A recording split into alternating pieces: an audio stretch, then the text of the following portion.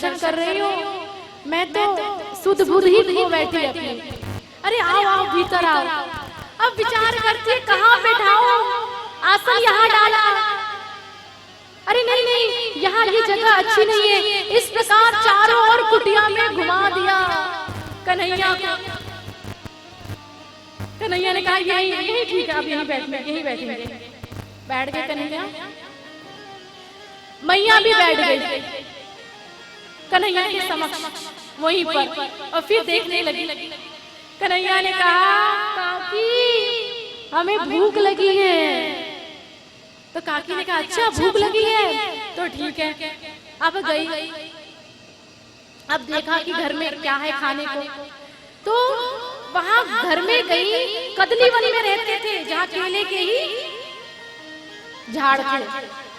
अब वहां केले ही केले, रसोई घर में गई केले, तो टोकरी में भर कर लेकर आई क्या केले, और प्रभु के समक्ष बैठ गई और केले छीलने लगी, छिलके उतारने लगी।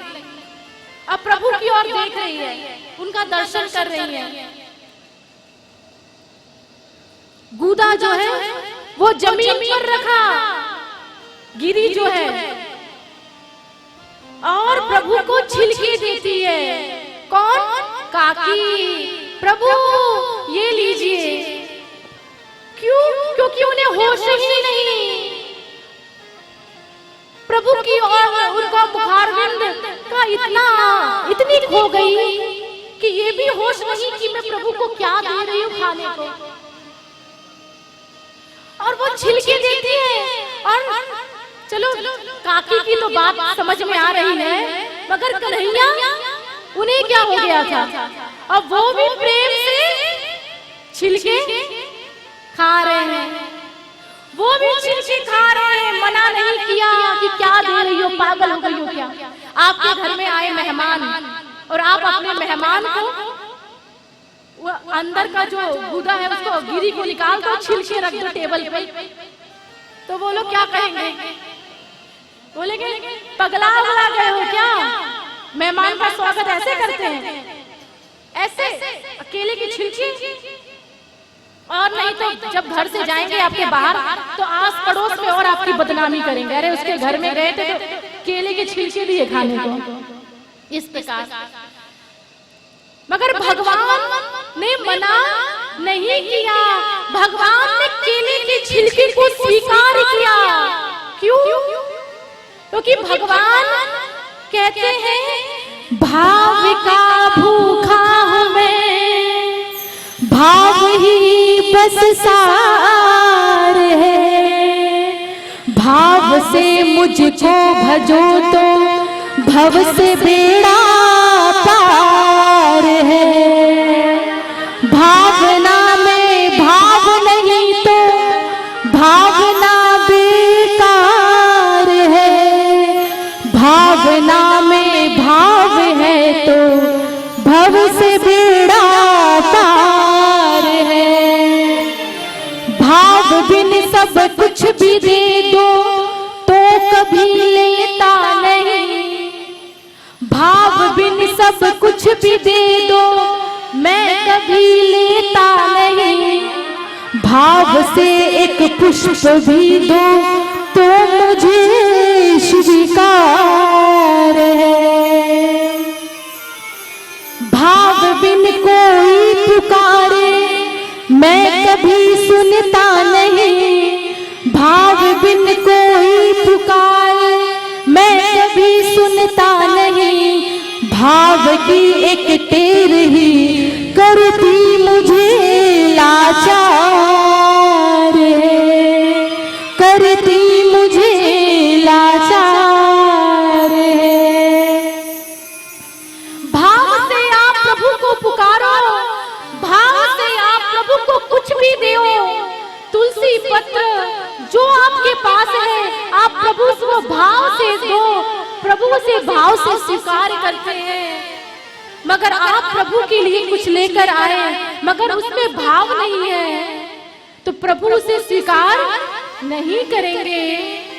आप भले ही आप इमरती जिलेबी रसगुल्ला लेकर आओ मगर मन में एक भाव रहे, अरे मेरे 1000 रुपए खर्च हो गए ये इमरती और जलेबी के चक्कर में, इससे अच्छा तो मैं 10 रुपए का बतासा लेकर चला जाता तो कितना अच्छा हो जाता। जब ये भाव हृदय में आया तो प्रभु आपके उस रसगुल्ला इमरती को प्रभु भोग नहीं लगाएंगे। भगवान ये नहीं देखते कि प्रभु के पास आप क्या लेकर गए, भगवान तो केवल आपका हृदय देखते हैं। प्रभु आपका भाव देखते हैं, आप कैसे लेकर आए हो, किस भाव से लेकर आए हो, उदास मन से लेकर आए हो कि प्रसन्न मन से लेकर आए हो, प्रसन्न मन से लेकर आए हो। प्रभु ने भाव देखा विदुरानी का, कितने प्रेम से मुझे छिलका खिला रही है, तो इसीलिए प्रभु ने प्रेम से विदुरानी के छिलके को ग्रहण किया। तो ही काका आए, काका ने देखा, अरे अरे पगली तू ये क्या कर रही है, अरे भगवान हमारे कुटिया में आए और तुम इन्हें छिलके खिला रही हो। और बगल में किया और मिष्टान लिया और प्रभु को वो खिलाने लगे। प्रभु ने मिष्टान को ग्रहण किया। काका ने पूछा कैसा है मिष्टान? कन्हैया ने कहा काका सही सही बताओ। कहा हाँ सही सही बताओ।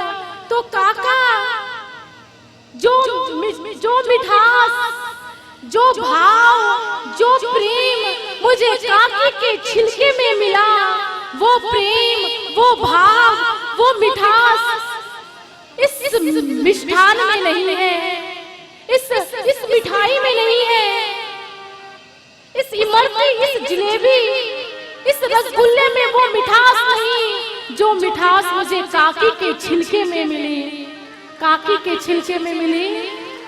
इसीलिए अगर किसी को प्रसन्न करना है तो भगवान को करे। संसार वालों को मनाकर रखना सदैव सदैव के लिए मुश्किल है। आप उनके लिए अनेक अच्छे कार्य कर लो, कहीं एक आपने कुछ गलत किया तो आपके वो 1000 अच्छे कार्य भूल जाएंगे। अरे इसने ये मेरे साथ गलत किया, ये अच्छा नहीं इंसान है, आप भूल जाएंगे। मगर भगवान आप जैसा दो, प्रभु हर चीज प्रेम से दो तो हर चीज स्वीकार है। मगर संसार वालों को मनाकर रखना, उनके लिए सब बकायदा हर व्यवस्था करनी पड़ती है। मगर भगवान को आपकी कोई व्यवस्था नहीं चाहिए, उनको तो केवल प्रेम चाहिए, उनको तो केवल प्रेम चाहिए। इस प्रकार भगवान ने विदुर जी की कुटिया को पावन किया, उन्हें दर्शन दिया। अब प्रभु चल पड़ते हैं और यहाँ विदुर जी भी बड़े प्रसन्न हुए, आनंद में मग्न हुए। बोलिए बाके बिहारी लाल की।